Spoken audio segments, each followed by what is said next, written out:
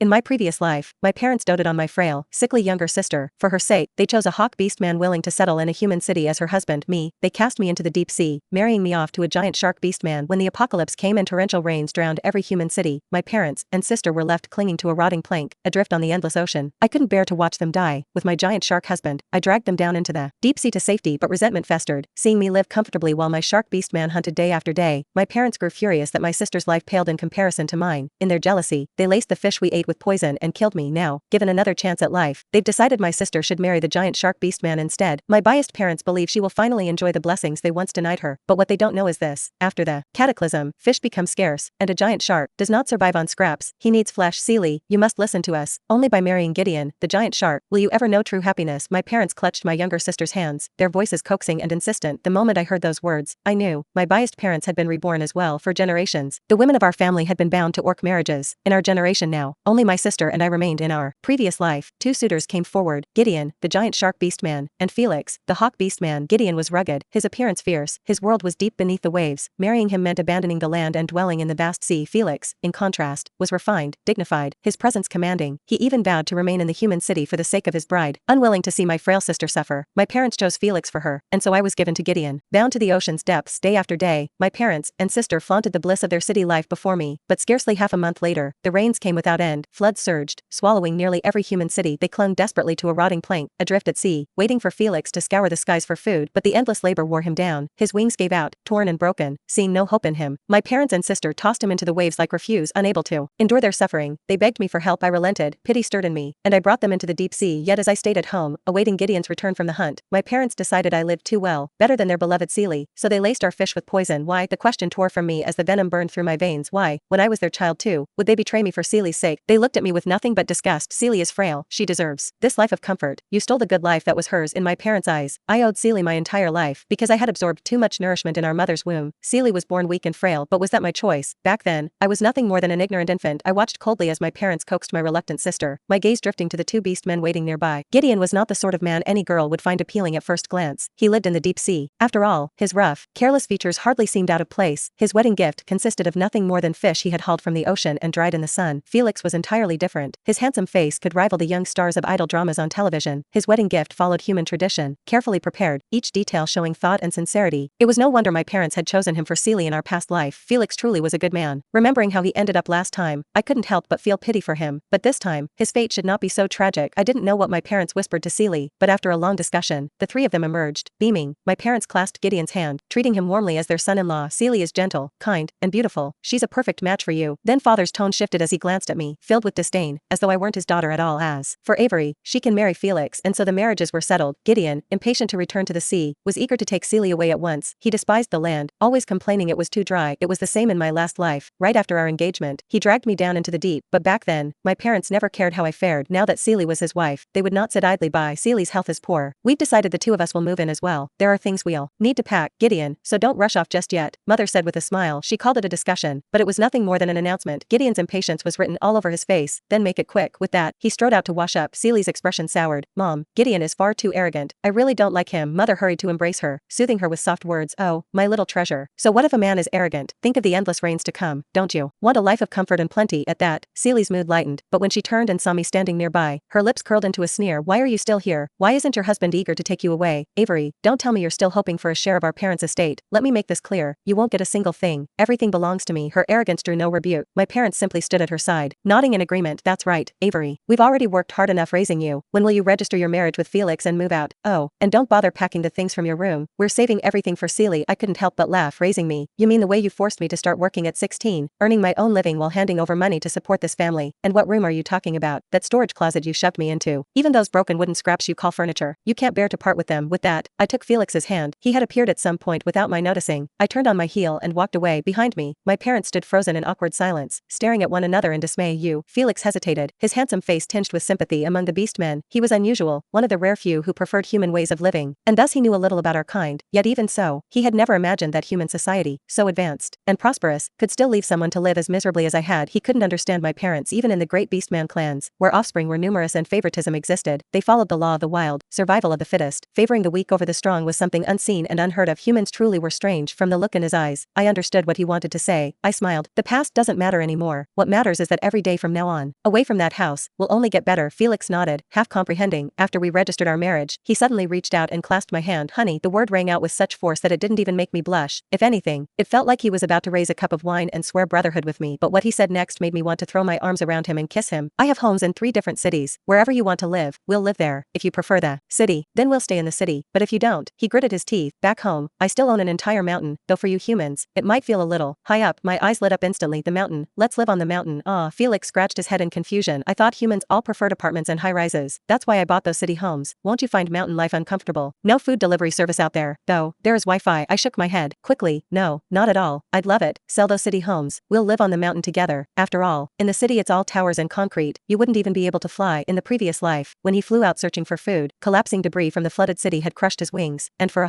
a broken wing was no different from being crippled. At my words, clumsy, but still a kind of concern. Felix blinked, startled. All right then, we'll live on the mountain, and one day, when the chance comes, I'll take you flying. The image sent a shiver down my spine. Let's leave that for later. Instead, I led him back to my family home. There wasn't much there that truly belonged to me, but I had bought plenty of little things with my own earnings, and I wasn't about to let that family take them for free. Most importantly, my grandmother, the only one who had ever cherished me, had sewn me a little doll before she passed away. She left it in my room. I had to take it with me. But when I brought Felix to the house and keyed in the passcode, the lock refused to open. I tried several times, to no avail. In the short time we'd been gone to collect our marriage certificate, they had actually changed the code. Fury surged through me. I pounded on the door. Open up, open the door. I could hear voices inside, proof that they were home, yet not a single one of them came to answer. It was obvious. They were ignoring me on purpose.